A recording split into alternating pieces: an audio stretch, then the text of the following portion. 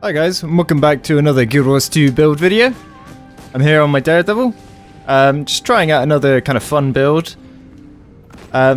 This one is very similar, it's kind of like a little variation to the other. Oh, I'm getting attacked here, go away please. Thank you. Yep, there we go. So yeah, sorry, equipment. Yeah, very similar to the other one. It's all Berserkers again, with runes of Daredevil. I decided to go for Daredevil because they're quite nice runes to have, and then obviously Zerker. I've got a power, toughness, vitality. It's soldier gun though. I might swap that one out again for a Valkyrie one. That's purely because you want crit damage and a little bit of vitality to keep yourself alive, because obviously you can see here I haven't got very much of that. So yep, again, all Zerker all day. So fantastic. That onto that with the food, I've gone for, as usual, quality sharpening stones, truffle steaks. You could probably find cheaper alternatives to these, but it's basically power and precision. So yeah, standard kind of power build. The next one, well, the next thing is to go through the traits here. Now, I've gone for acrobatics, critical strikes, and Daredevil, obviously, because it's a Daredevil build. So we want to go pain response, hard to catch, and upper hand for acrobatics. And then we want to go for side strike, practice tolerance, and no quarter. Then for Daredevil, you want havoc mastery, staff master, and dash. So the whole idea behind this build is to be evading as much as humanly possible. It's really about just never stopping whatsoever. You'll be constantly dashing about left, right, center, smashing them with the vault and all that kind of business going on. And basically, every time you dodge an attack, you with hard to catch, you break stun and refill endurance when you are stunned, dazed, knocked back, pulled, knocked down, sink, floated, launched, or inflicted with fear. This is excellent.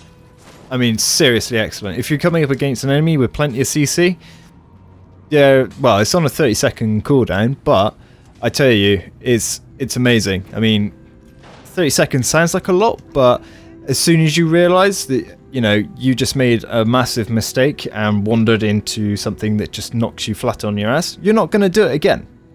Because you learn your lesson the first time. And if you don't learn your lesson, what are you doing in the jungle? Because you're going to die. Anyway, enhanced vigor is enhanced. The effects of vigor are enhanced anyway, so you get 50% extra, which is amazing. And you gain an initiative when you evade attack. So you want to be evading so you can put out more vaults and all that kind of stuff. You can also have don't stop, which is what I was actually going to put that one in, but I thought maybe upper hand would be a little bit better. Yeah, so you can either go for these two, depending. This fucking guy. Yeah, so whilst you're in combat, you'll have permanent swiftness and permanent fury, because of this here, expeditious dodger and no quarter, which is amazing anyway.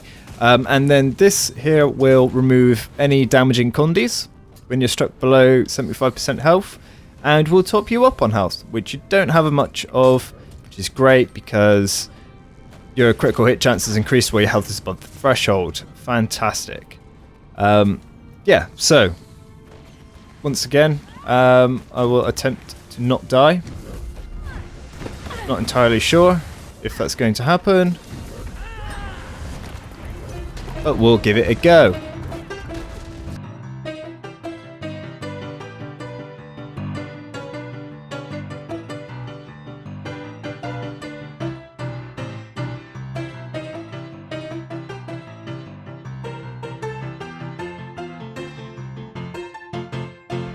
So as you can see, you can still put out a fairly large amount of damage, but it's nothing really to write home about, but the survivability is so much better.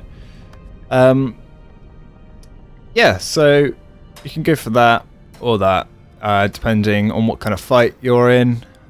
Dash is really good for the first boss in Spirit Vale. What you can do is set yourself to be on the lightning catcher, so you stand in like the orange circles and then get hit by the lightning blast.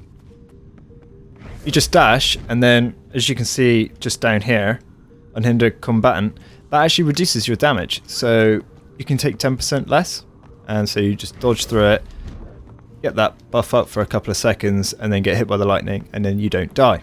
Fantastic. And then you also get topped up with health from regeneration and all that kind of crap. So yeah, it's very good. Again, I've gone for Channel Vigor for a healing skill. Really useful. My favourite heal by a long shot. I've gone for Fist Flurry because it's power build, and that's a really fun attack. And then Assassin Signet for extra power, and Infiltrator Signet for extra regeneration of initiative, which you will also get here from evading attacks. More volts, excellent.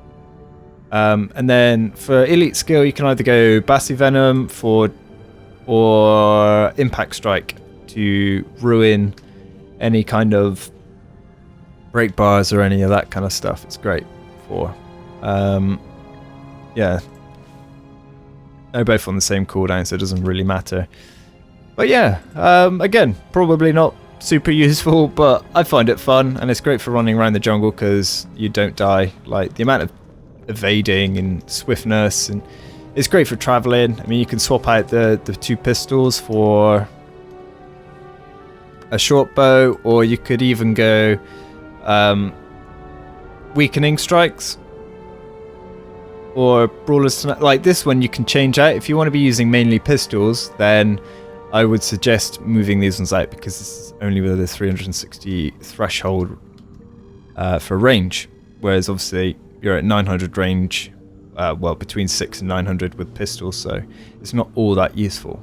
So yeah, I mean, that Brawler's Tenacity, that will help out for your Fist Flurry or whatever. Weakening Strike's probably the most useful, depending if the mob can even be affected by weakness, because the bigger kind of raid boss mobs aren't affected by weakness, which is a big shame. At least not to my knowledge. Anyway, yeah, just a quick video. I hope this is useful to you, and I will see you again probably next week for something else Guild Wars related. Excellent. Thanks for watching, and I'll see you again.